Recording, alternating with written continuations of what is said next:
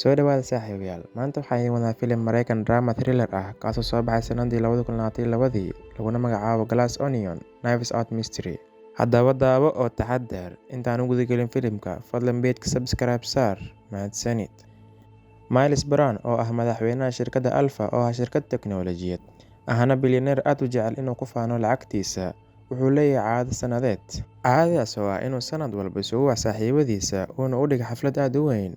Sanadkan infiitadu wuxuu ku soo riday box mystery ama puzzle ah. Qofka ugu horeeya ee hela boxka waa Lionel Truscott, kaasoo ah maamulaha qaybta sayniska ee shirkadda Alpha ahna saynisyahanka ugu cilmiga badan dunida. Qofka labaad ayaa ah duqda magaalada Connecticut oo lagu magacaabo Claire DeBella. Sidoo kale, Ferdy J oo ah fashion designer ayaa loo keenay boxkii. Ugu dambeyn, Duke Cody oo ah YouTuber ay ku xiran yihiin malaayiin followers ah kana hadla xuquuqda nimanka ayaa loo keenay boxkii. Video call ay ku wada hadleen, ugu dambeynna way fureen boxka. Waxaan ogaanay in laba qof kale la casuumay. Qofka koowaad waa gabadha magaceeda la sheegay inuu aad u niyad jabsan, halka qofka labaadna uu yahay Benoit Blanc oo ah dambibaaraha ugu caansan dunida. Dadkii la casuumay ayaa isugu imaaday xeeb ku taala magaalada. Afartii saaxiib aad ay hab isku siiyeen. Markay imaatay gabadhii murugsaneed, afartoodaba way yaabeen. Gabadha waxaa lagu magacaabaa Andy, waana soo saaraha shirkadda Alpha. Iyada iyo Miles ayaa bilaabay shirkadda Alpha, balse sababo aan la sheegin dartood ayay shirkadda isaga tagtay. Waxaa imaaday Benoit Blanc, horey ulamuusan kulmin gruubka, mana la yaqaano sababta loo casuumay. Waxaa imaatay doon weyn, gruubkii ayaa wada raacay doontii. Benoit ayaa la yaaban arrinta, wuxuu la hadlay Lionel. Lionel ayaa yidhi, Miles sababta noo casuumay ayaa ah inaan wada ciyaarno game tuugii askari camal ah. Ugu dambeyn way yimaadeen, waa jasiirad aad u weyn aad u qurxan. Miles ayaana kireystay jasiiradda, waxaan ragnaa asigoo ciyaaraya ciyaarta gitaarka. U joogay xeebta, wuxuu soo dhaweeyay gruubkii, islamarkii wuxuu u sheegay in gitaarka uu siiyey fanaan caan ah. Miles ayaa saaxiibadiisa mid mid u soo dhaweeyay, balse wuxuu la yaabay imaatanka Benoit iyo Andy. Miles ayaa u sheegay saaxiibadiisa jasiiradda, wuxuuna u sheegay inaysan joogin wax shaqaale ah ay shaqo walba qabanayaan robot. Jasiiradda waxaa ku yaala dhismo weyn oo u eg sidii basashii kana samaysan dhalo, waana sababta filimka loogu bixiyay Glass Onion ama basasha dhalada ah. Sheeko yar kadib wuxuu saaxiibadiis u sheegay inay qolalkooda kala aadaan ayna isugu yimaadaan galabta meesha lagu dabaasho. Wuxuu Benoit u soo waday dhismihii ka samaysnaa dhalada, wuxuuna ku yidhi maxaad halkan ka samaynaysaa. Benoit oo yaaban ayaa ku yidhi adiga ayaa infiita ii soo diray. Miles ayaa yidhi kuma soo dirin. Benoit ayaa soo bixiyay infiitadii wuuna tusay.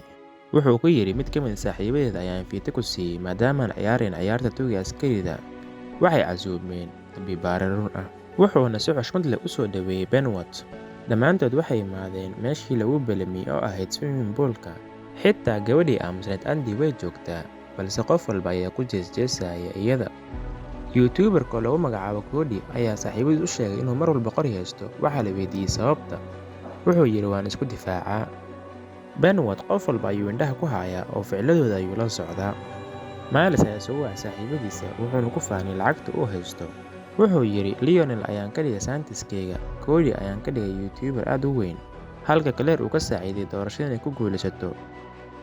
Afarta saaxiib ayaa iska dhigay inay jecel yihiin Miles waayo waxay u baahan yihiin lacagtiisa. Andy ayaa kacday, waxay hadal u jeedisay gruubkii, waxay aad uga xanaaqsan tahay Miles maadaama uu ka buriyay shirkadda. Waxay ku jeesatay afartii saaxiib, waxayna ku tilmaamtay dad beenlooyaal ah. Hadallo xun ayay ku dhaheen, wayna isaga tagtay meesha. Habeenkii markii la gaaray, xafladdii runtaheed ayaa bilaabatay. Qof walba dhar qurxan ayuu gashan yahay. Miles ayaa kala tustusay qolka qurxan. Surprise waxaa qolka ugu dhegan sawirka caanka ah ee Mona Lisa. Benoit ayaa u maleeyay beentiisa, balse wuxuu u sheegay inuu dowladda Faransiiska u bandhigay lacag aysan diidi karin. Wuxuu soo bixiyay dhalo cad. Dhaladan ayaa awood u leh inay soo saarto koronto aad u xooggan iyadoo aan wax dhibaato ah keenayn, wuxuuna u sheegay in laga sameeyo biyaha badda. Benoit ayaa weydiistay inuu arko, wuuna u oggolaaday.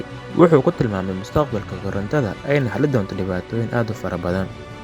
Gruubkii ayaa yaabay. Saynisyahan Lionel ayaa u sheegay inuu u baahan yahay waqti uu ku tijaabiyo khatarta ay leedahay dhaladan, balse wuu ka diiday oo wuxuu u sheegay inuu u haysto suuq fiican uuna iibin doono mar dhow. Wuxuu kaloo sheegay in jasiiradda ay hadda joogaan ay korontada ka helayso 1 garam oo Clear ah, laakiin Lionel ayaa weli aaminsan maadada Clear inay khatar weyn ay leedahay. Wax yar kadib, Miles ayaa bilaabay geemkii, wuxuuna u sharxay shuruucda geemka. Ciyaartu waxay tahay qof ayaa dili doona isaga, iyagana ma oga qofka dilay. Waxaa laga rabaa inay soo saaraan qofkii dilay Miles. wuxuuna sheegay in geemku soo diyaariyey James Cameron. Intuusan hadalkiisa dhamaysan, waxaa dhex galay Benoit Blanc. Benoit ayaa la soo baxay awoodihiisii dambi-baaranimada, wuxuuna xaliyay keeskii dhammaa. Ugu dambeynna wuxuu u sheegay in Birdie ay dili doonto Miles. Sida ka muuqatay wejiga Miles, Benoit uu saxan yahay. Miles ayaa xanaaqay, wuxuu Benoit u waday dabaqii dhalada ka samaysnaa, wuxuuna weydiiyey sababta uu ugu ciyaaray geemkiisa. Wuxuuna ugu jawaabay, waxaan ahay dambi-baare, taas waa shaqadeeda. Benoit ayaa arkay warqad yar oo ku qoran derbiga. Miles ayaa u sheegay in warqaddaas ay tahay meesha ay ka soo bilaabatay fikradda shirkaddiisa, uuna warqadda tusay Andy, sidaasna ay shirkadda ku bilaabatay oo ay ku guulaysatay. Miles ayaa Benoit u sheegay inuu u xiiseeyo waqtiyadaas, si kastoo faqiir u ahaa, wuxuu u xiiseeyay waqtiguu la qaadan jiray asxaabtiisa. Wuxuuna sheegay in kaliya hadda ay daba socdaan lacagtiisa, ayna saaxiibo daacad aysan ahayn. Gruubkii ayaa mar kale isugu tagay Andy oo way afxumeeyeen, waxayna ku dhaheen isaga tag oo kuma aqoonsanin qofka aad tahay, ayna ka shalaanaynin wixii dhacay. Way isaga tagtay goobtii. Miles ayaa yimid, wuxuuna ku yidhi xafladda sii wata, wuxuuna ka ballan qaaday in ciyaaro cusub uu samayn doono. Cody fariin ayaa u soo dhacday, YouTube-ka ayaa u kala kacay, Miles ayaa hab siiyey.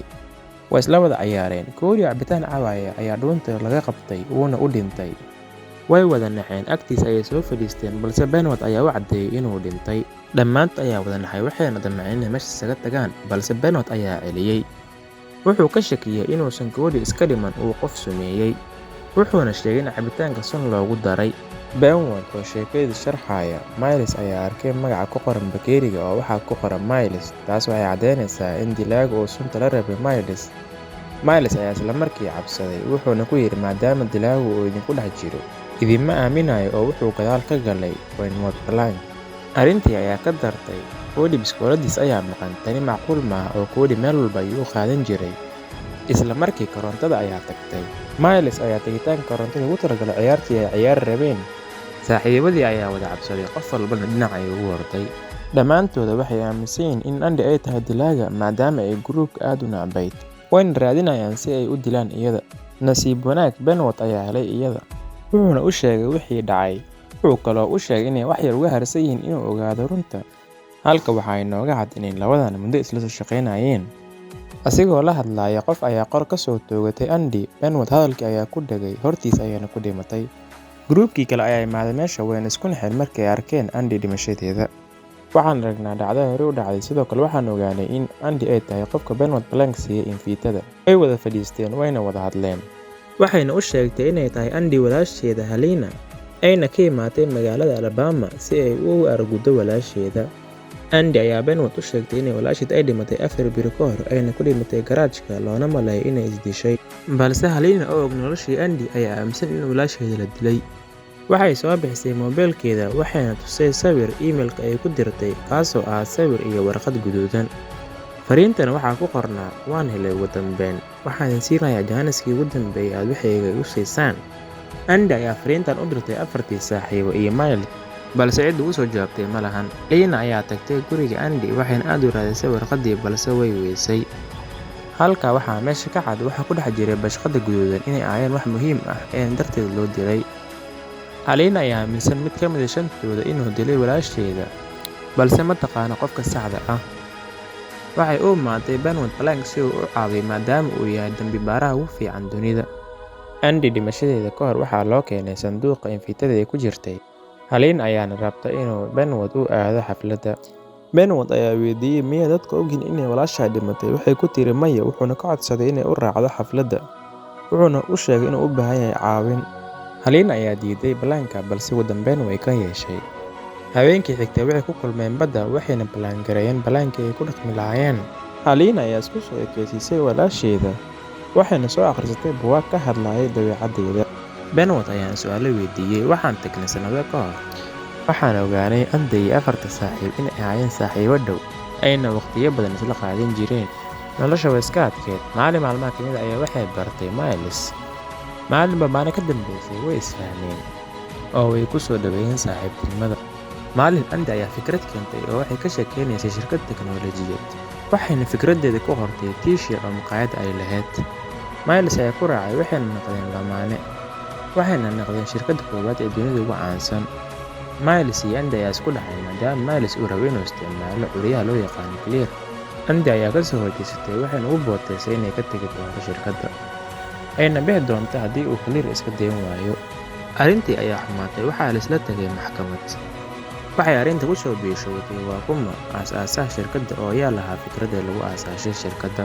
Andy ayaa istaagtay oo qeylisay waxayna ku tiri anigaa leh, balse waa la fadhiisiyey afartii saaxiibo. Lionel, Brenda, Kobe iyo Claire ayaa isku raacay in Miles uu soo hindisay fikradda shirkadda. Waxay sameeyeen note fake ah. Miles ayaa ugu dambeyn ku guuleystay keeskii. Andy ayaa xanaaqsan maadaama laga soo buriyey shirkaddeeda. Waxay faagtay gurigii oo dhammaan balse way ka weysay. Ugu dambeyn waxay heshay warqaddii noodka ahayd, waxayna ku riday bashqad guduudan. Waxaan aragnaa Benward iyo Helena oo isla hadlaya markay imaadeen. Sidoo kale waxaa lagu tusayaa dhowr maalin oo ay isla sheekaysteen intii lagu guda jiray safarkan. Waxay la kulantay Claire waxayna weydiisay sababta ay ugu soo jawaabaysa emailka. Claire ayaa ku tiri waa mashquulsanaa.